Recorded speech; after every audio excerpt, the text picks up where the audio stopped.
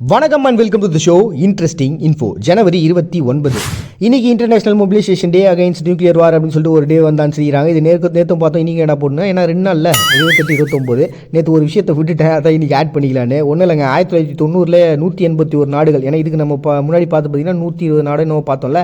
இப்போ 181 நாடுகளும் ஒன்றா சேர்ந்துட்டாங்க. இந்த நியூக்ளியர் வாருக்கு அகைன்ஸ்டாக வந்து இதுக்கப்புறம் இந்த நியூக்ளியர் வாரெலாம் நிறுத்திடணும் அப்படின்னு சொல்லிட்டு பேசி ஒரு முடிவு எடுத்த நாளை தான் பார்த்தீங்கன்னா இந்த நாள்.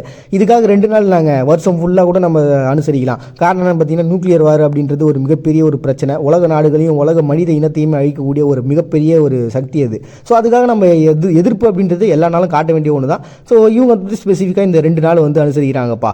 அப்படி அனுசரிக்கக்கூடிய நாள் தான் international mobilization day against nuclear war அப்படின்னு சொல்லிட்டு அனுசரிக்கிறோம் ஜனவரி 29. நெக்ஸ்ட், நேபாளத்தில் தியாகிகள் தினம் சொல்லிட்டு நீங்கள் அனுசரிக்கிறாங்க. இது அனுசரிக்கிறதுக்கான காரணம் என்ன அப்படின்னு பார்த்தீங்கன்னா, 1846 1951 வரைக்குமே இந்த ஜிதா ஷம்ஷர் ஜங் பகதூர் ராணா அப்படின்ற ஒருத்தருடைய ஆட்சியானது அந்த நடந்தது. இது ஒரு மிகப்பெரிய கொடுங்கோலான ஆட்சியாக இருந்ததுனால மக்கள் யாருக்குமே அது பிடிக்கல. இது வந்து ஒரு பெரிய ரிலீஃபும் ஒரு மாற்றமும் நடந்துராதா அப்படின்னு சொல்லி எல்லாரும் ஏங்கிட்டு இருந்தாங்க. அந்த சமயத்தில் பார்த்தீங்கன்னா நிறைய பேர் இதுக்காக கலவரம் பண்ண ஆரம்பிச்சாங்க, இது எதிர்த்து போராட ஆரம்பிச்சாங்க. ரொம்ப இம்பார்ட்டன்டான ஒரு பர்சன் பார்த்தீங்கன்னா லகான் தபா மகார் அப்படின்ற ஒரு பர்சன். இவருமே அந்த பதவியில் இருக்கக்கூடிய ஒரு ஆள் தான். இவரோட சப்போர்ட் மூலமாக என்ன ஆகுதுன்னா, அது அப்படியே கொஞ்சம் கொஞ்சமாக இன்க்ரீஸ் ஆகுது. அதுக்கப்புறம் நிறைய பேர் ஒன்றா சேர்றாங்க. இப்படி எல்லாருமே எதிர்த்து அவங்கள போரிட, அவங்க எல்லாருமே தூக்கிலிடுறது, அவங்களை கொல்றது அப்படின்ற மாதிரி நிறைய விஷயங்களை இந்த ராணா ஆட்சியும் பண்ணிட்டு இருக்கிறாங்க. இப்படி அதில் இறந்தாங்க தெரியுங்களா. இவங்களுக்காக நம்ம ஒரு டே வந்து செலிப்ரேட் பண்ணியே ஆகணும் அப்படின்னு சொல்லிட்டு உருவாக்கின நாள் தான் இந்த நாள். ஏன்னா இவங்க இந்த மாதிரி தியாகம் பண்ணதுனால தான் பார்த்தீங்கன்னா மறுபடியும் திரிபுவன மன்னனுடைய ஆட்சியானது வந்தது. ஒரு பெரிய கம்பேக் அப்படின்ட்டு அத்தனை வருஷம் கழிச்சு அவங்களுக்கு கிடச்சிருக்குது. அப்போ அதை செலிப்ரேட் பண்ணி தானே ஆகணும். அதுக்காக உயிர் நீத்தவங்களை வந்து நம்ம கொண்டாடி தானே ஆகணும். அவங்க இறந்தாலும் இன்னைக்கு நம்ம மத்தியில் வாழ்ந்துட்டு இருக்காங்க அப்படின்ற ஒரு எண்ணத்தோட தியாகிகள் தினம் அப்படின்னு சொல்லிட்டு அனுசரிக்கிறாங்க நேபாளம் ஜனவரி 29. நெக்ஸ்ட், மால்டோவாவில் ப்ராசிக்யூட்டர் டே அப்படின்னு சொல்லிட்டு ஒரு டே வந்து செலிப்ரேட் பண்ணுறாங்கப்பா. ப்ராசிக்யூட்டர்னா யாருன்னா ஒன்றும் இல்லை, வழக்கறிஞர்கள் தாங்க. அவங்க ஊர் வந்து பார்த்தீங்கன்னா முதல்ல அரசாங்க வக்கீல்கள் தான் இருந்துருக்காங்க. அண்ட் இருந்தாலுமே நிறைய மக்கள் வர, அப்புறம் எல்லாருக்கும் அதுக்கான கரெக்டான ஒரு தீர்வு, கரெக்டான ஒரு வழக்கினுடைய முடிவு கிடைக்கணும்ல. சும்மா ஒருத்தனை கை காமிச்சு எனக்கு கொலை பண்ணிட்டான் அப்படின்னு சொன்னோடனே அவனை தூக்கி ஜெயிலில் போட்டு இல்லாட்டி அவனுக்கு தூக்கு தண்டனை கொடுத்துருக்க முடியாதுல்ல. அவங்களுக்கு பக்கத்தில் இருக்கக்கூடிய நியாயம் என்ன அப்படின்றது கேட்கறதுக்கு நம்ம பக்கமும் ஒரு ஆள் வேணும் அப்படின்னு சொல்லிட்டு மக்கள்லாம் யோசிச்சு இந்த சமயத்துலாம் பார்த்தீங்கன்னா இந்த வழக்கறிஞர்கள் குழுவானது உருவாகுது.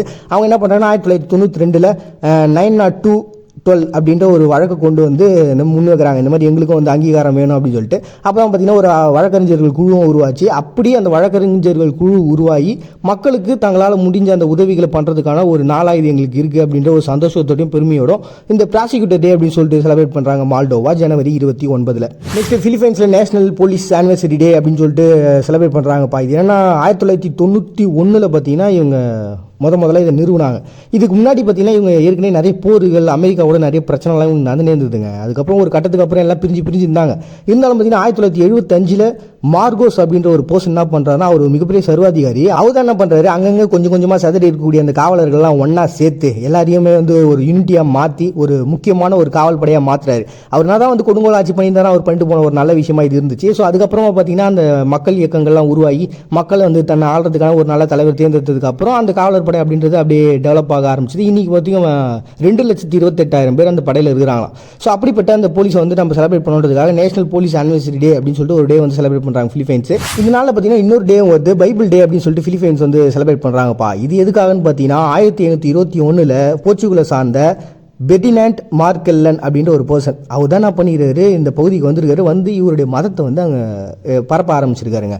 கொஞ்சம் நெஞ்சம் கிடையாது. இதனுடைய மாற்றம்ன்றது இப்போ எப்படி ஆயிருக்கு அப்படின்னா, பிலிப்பைன்ஸை பொறுத்த வரைக்கும் 90% பேர் இப்போ கிறிஸ்துவர்களாக தான் இருக்கிறாங்க. இவ்வளோ பெரிய மாற்றங்கள் வந்ததுக்கப்புறம் அந்த மதம்ன்றது எவ்வளோ முக்கியமானது அவங்க நாட்டில் இருக்கும். அப்போ அதை செலிப்ரேட் பண்ணணும் அப்படின்றதுக்காக அவங்க ஏதாவது ஒரு டேட்டை சூஸ் பண்ணல. அப்படி தான் பார்த்தீங்கன்னா இவர் வந்த அந்த நாளையும் அட் த சேம் டைம் அந்த பைபிளுக்கு நம்ம ஒரு புனிதத்தன்மை இருக்குது அப்படின்றது உலக மக்களுக்கு புரிய வைக்கணும் அப்படின்னு சொல்லி அவங்க மதம் சார்ந்த நம்பிக்கைகளை உலகத்துக்கு பரப்பக்கூடிய ஒரு நாளாகவும் வச்சிருக்கக்கூடிய ஒரு நாள் தான் பார்த்தீங்கன்னா இந்த பைபிள் டே அப்படின்னு சொல்லி செலிப்ரேட் பண்ணுறாங்க பிலிப்பைன்ஸ் ஜனவரி 29. நெக்ஸ்ட், பிரேசிலில் டிரான்ஸ் டே அப்படின்னு சொல்லிட்டு ஒரு டே அனுசரிக்கிறாங்க. பொதுவாக இந்த திருநங்கைகளுக்கு மீதான ஒரு பெரிய தாக்குதல் அப்படின்றது எப்பவுமே நடந்துட்டு தானே இருக்குது எல்லா ஊர்லேயும். அதில் பார்த்தீங்கன்னா இவங்க ஊர்லேயும் கொஞ்சம் அதிகம். எப்படின்னு பார்த்தீங்கன்னா கிட்டத்தட்ட 2005 முடிவுப்படி 40% கொல்லப்பட்டவங்களில் திருநங்கைகளாக இருந்திருக்கிறாங்க. இவ்வளோ பெரிய பிரச்சனை அவங்க நாட்டில் இருக்கும்போது கண்டிப்பாக அவங்க எதிர்த்து குரல் கொடுப்பாங்களே. அப்படி தான் பார்த்தீங்கன்னா எல்லாருமே சேர்ந்து போராட்டம் பண்ணுறாங்க 2004 அவங்களுக்கான உரிமைகள் வேணும் அப்படின்னு சொல்லிட்டு. ஸோ ஒரு டிரான்ஸ் திருநங்கைகளாக இருக்கக்கூடியவங்க என்ன பண்ணுறாங்கன்னா, தங்களுக்கான உரிமைகளையும் நாங்களும் இங்கே இருக்கக்கூடிய சக மனிதர்களை ஒத்தர் தான் அப்படின்றத நீங்கள் பார்க்கணும் அப்படின்ற ஒரு விஷயத்தையும் முன் வச்சு இப்படி பல கோட்பாடுகளோட உருவாக்கப்பட்ட ஒரு தினம் தான் பார்த்தீங்கன்னா பிரேசிலில் டிரான்ஸ் டே அப்படின்னு சொல்லிட்டு அனுசரிக்கிறாங்க ஜனவரி 29. பைத்தியம்னு நம்ம ஒரு காலத்தில் ஒதுக்கின பர்சனுடைய கண்டுபிடிப்பினுடைய மறு உருவாக்கத்தை தான் இன்னைக்கு இன்றைக்கி நாம் அனுபவிச்சுட்டு இருக்கிறோம். முரணான ஒரு விஷயம் தான் இல்லை. மறுபடியும் எல்லாரையும் நாளைக்கு வந்து சந்திக்கிறாத உங்ககிட்ட விடைபெறுவது நான் உங்கள் பாண்டியன். நீங்கள் பார்த்துட்டு இருக்கீங்க இந்த நிகழ்ச்சி இன்ட்ரெஸ்டிங் இன்ஃபோ.